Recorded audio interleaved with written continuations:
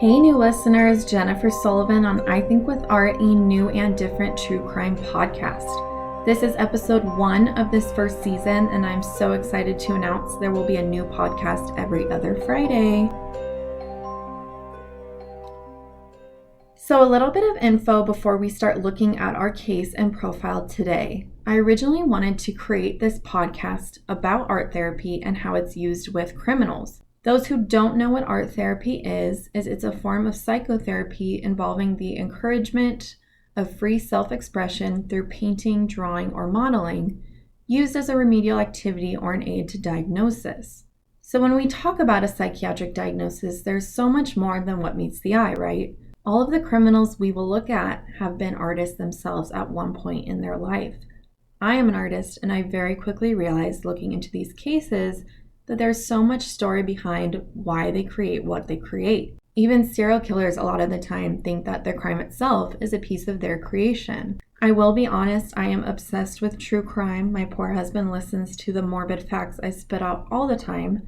However, I really wanted to dive into more of the question we will always ask, and that question is, why did this person do what they did?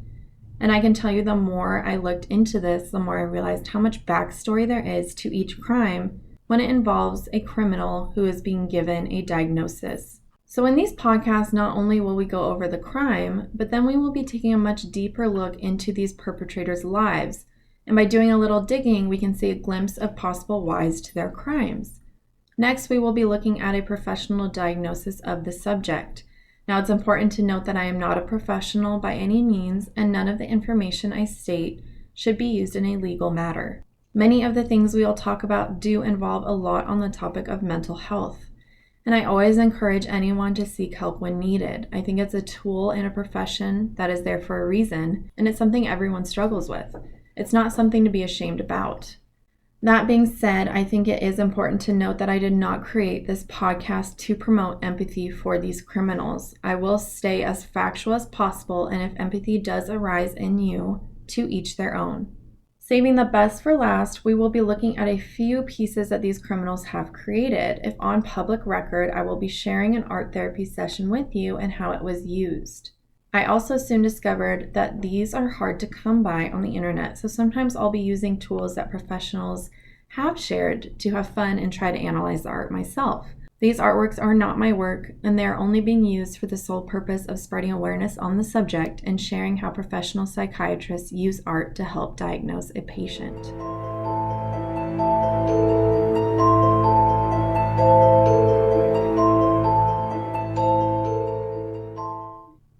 We all know the classic scary movie Scream, directed by Wes Craven, but did you know that it was based off a real serial killer named Danny Rolling, later given the name the Gainesville Ripper, in August of 1990, and his brutal crimes in a college town of Gainesville, Florida. Early morning of Friday, August 24th, 1990, Sonia Larson and Christina Powell would be brutally murdered in their apartment. Rolling broke into the apartment around 3 a.m. around the back door upstairs and had been left unlocked. He did not need to use his screwdriver to break into this location. Powell was sleeping in the living room on the couch when he entered, and he stood over her for a minute, not yet waking her. He then went to Larson's bedroom and stabbed her multiple times, but taped her mouth so no one would hear her screams. She died fighting him, using her arms to try to block the knife, and it is suggested that the whole thing took about 30 seconds. He then went back to Powell, taped her mouth and hands, and raped her. Guiding her to the living room floor, he made her lay down face first and stabbed her once through the back, piercing the heart or upper right lung. Leaving the knife in her back, he cleaned her with kitchen cleaner, leaving no evidence behind for the rape kit, and took his knife that he purchased from an Army-Navy store in Tallahassee. Lastly, he went to the kitchen and ate a banana and apple before leaving the apartment. The following day, Saturday, August 25th, Rolling broke into the apartment of Christina Hoyt around 10 p.m. using his screwdriver to pry open the sliding glass door. Realizing she wasn't home, he moved a bookcase from behind the door to the bedroom in order to surprise her when she did get home. She arrived to the apartment around 11 p.m. He surprised her from behind, taking her to the floor, and used tape to cover her mouth and bound her hands. He continued to play with her and eventually raped her. He then also turned her on her stomach, stabbing her once, hitting her heart. After he left, he realized he lost his wallet. He went back to the scene and tried to find it, but he couldn't. When he returned, he decided to rape the body one more time and then decapitated her, placing her head on the bookshelf. He propped the body on the edge of the bed, putting her elbows on her knees, causing a stream of blood to pool at her feet below her, wanting to evoke terror. He then left the apartment again. The following Monday, August 27th, Rolling broke into a third apartment that belonged to Tracy Paulez and Manny Tabawada at 3 a.m. using again his screwdriver to pry open the sliding glass doors. He first entered Manny's room, who was asleep on his back, and stabbed him once. Manny started to fight back, so Rolling continued to stab him 8 or 9 more times. Tracy heard the commotion, and when she opened her bedroom door, she saw Danny in the hallway and ran back to her room, locking the door behind her. Rolling kicked it down, entering her bedroom. Tracy asked him, "You're the one," in which he replied, "Yes, I am the one," and attacked her, taping her wrists and mouth, raped her, turned her on her stomach, and stabbed her 3 times in the back. He posed Tracy's body like Christina's, but left Manny's in the position he died. All of his victims, aside from Manny, were petite Caucasian brunettes with brown eyes. On September 7th of 1990, Rolling was arrested in a burglary charge, and in the investigation, they were able to match his tools to the crime scenes. During the crimes, he stayed at a campsite nearby, where police recovered tapes he had recording alluding to the crimes. On one of these tapes was a song he had written. In November of 1991, Rolling was charged with several accounts of murder.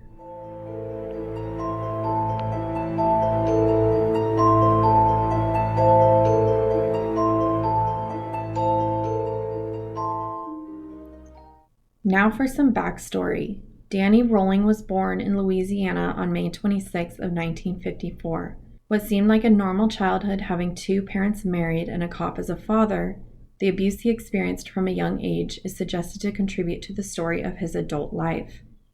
His father, James Rolling, was a Korean War veteran who is believed to have suffered from mental illness along with post-traumatic stress disorder. This is believed to have resulted in physical and mental abuse towards Danny, his mother Claudia, and his younger brother Kevin.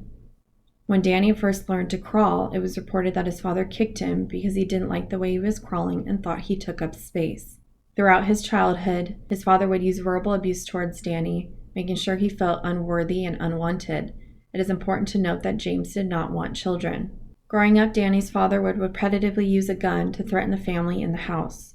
His mom stated in an interview, "I can't get well in the house. There are still bullet holes in the walls." And later, after the murders, she would blame a lot of Danny's behavior from the abuse he received from his father. Looking into his father's life, James Rolling had a history of mental illness throughout his family. His grandfather, Danny's great-grandfather, slit his grandmother's throat at the kitchen table in front of James when he was younger. Agnes, Claudia's sister and Danny's aunt, remembers many times that James was abusive and harmful when she housed the family for 6 months. He would frequently tie Danny and Kevin up and would also kill neighborhood cats he caught in the backyard with his gun. She also was called by a neighbor when James tried to force Claudia to slit her own wrists in their bathtub, which led to a nervous break, resulting in Claudia having to be hospitalized for a few weeks. Claudia tried to report the abuse multiple times with the encouragement of others, but was always turned away because it could ruin James' job and title of being lieutenant at the local police station. Danny's brother Kevin recalled being worried about Danny when they were teenagers. Danny claimed to have dreams of demons that would visit him frequently and would draw them.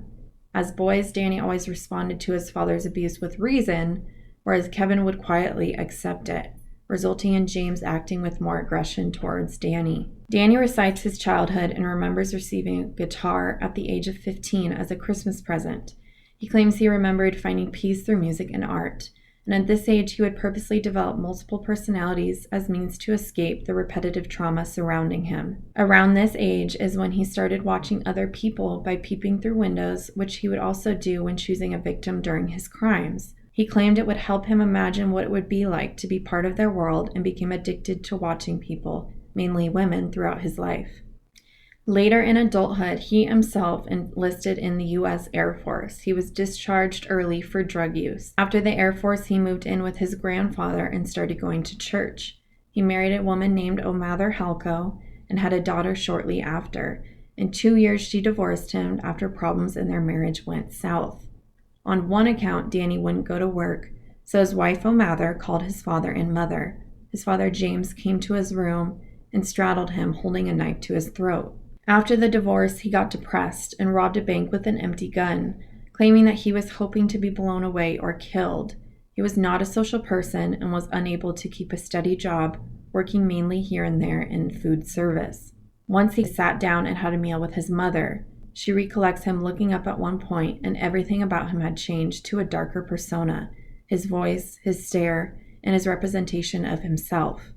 He then looked up again, and she noticed he was back to normal. She asked him what happened, and he explained that he had another person living inside of him. She couldn't remember the name he told her.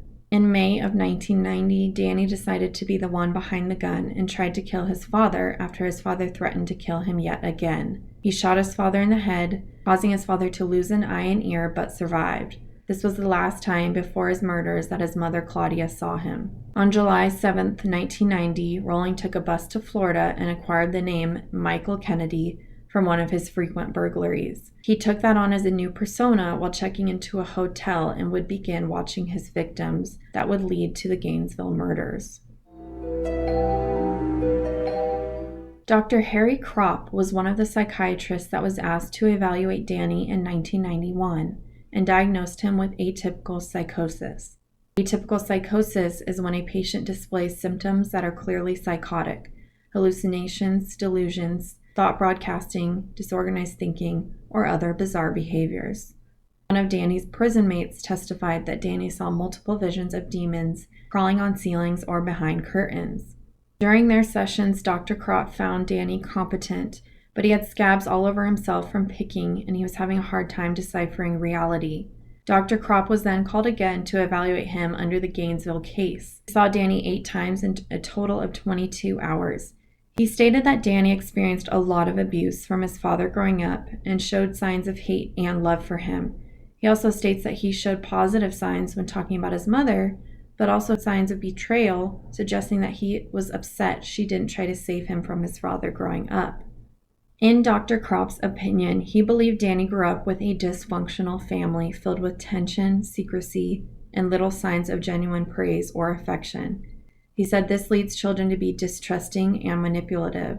Because of the lack of self-worth, they become very triggered by rejection and stressors later in life. They develop coping mechanisms to stray from the abuse, but then tend to not have empathy for others. He stated that Danny returned to the home because he was searching for family wholeness and love, and that search would never go away for him.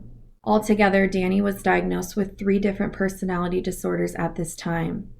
Borderline personality disorder, which results in emotional instability, feelings of worthlessness, insecurity, impulsivity, and impaired social relationships.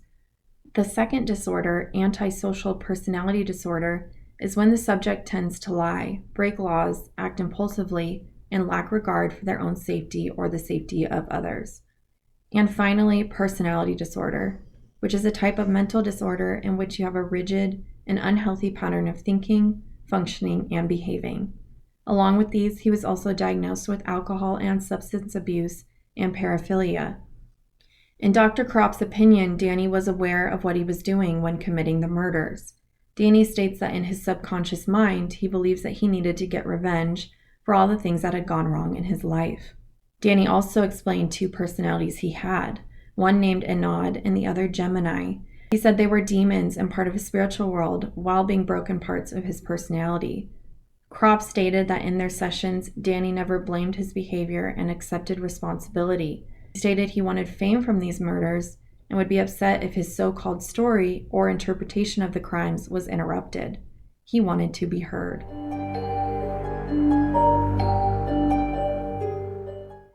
Looking into some of his artwork, Danny frequently would draw images suggesting demonic presence that were a repeating symbol throughout his life.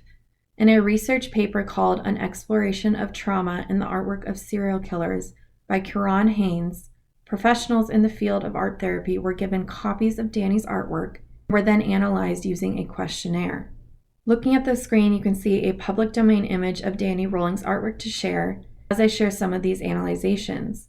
In the studies of Danny's artwork, participant 1 described his artwork using words such as dark, entangled, and satanic. They noted the lack of color used, but also the complexity of composition in his artworks. Participant 2 used describing words such as cryptic and trapped. This professional believed that the artwork was created to invoke a response. This may also relate back to his killings and how he also wanted to invoke a specific reaction. It was believed because the artwork frequently showed a subject point in the center, it was meant to possibly be the artist himself or his father. For my own interpretation of this art, using some tools professionals have given, but to make sure clear, I am not a professional, and some of my statements may be just personal opinions. Looking at color psychology, black signifies evil, but is believed to also signify a sense of power. While I believe this is not the best tool used in this case, because I can see that the ink pen was used for this drawing and could have possibly been the only thing Rowling had on him. Although I am more interested in the symbolism this piece represents. I personally believe that the main subject could be Rowling himself, and the female resembles a demonic presence. I believe the female suggests sexuality visuals because he drew her bare legs wrapped around the subject with heels on. The cross to me resembles something spiritual or religious, which could pertain to the demonic presence, or because the subject is trying to cover his eyes, could possibly mean he is religious but cannot unsee the demonic presence around him. Using such organized lines on the main subject on this piece, I could see it represent the need for structure in his life. I also find it fascinating that he doesn't use these lines on the figure hiding behind the subject. Instead, he uses more jagged lines in the hair and the hands, which I think they were made to resemble a more chaotic energy. So altogether, looking at Danny Rowling's life, crimes, diagnosis, and also looking into his artwork, we can gain a little more clearer of the picture into the mind of this troubled individual who will forever be known as the Gainesville Ripper.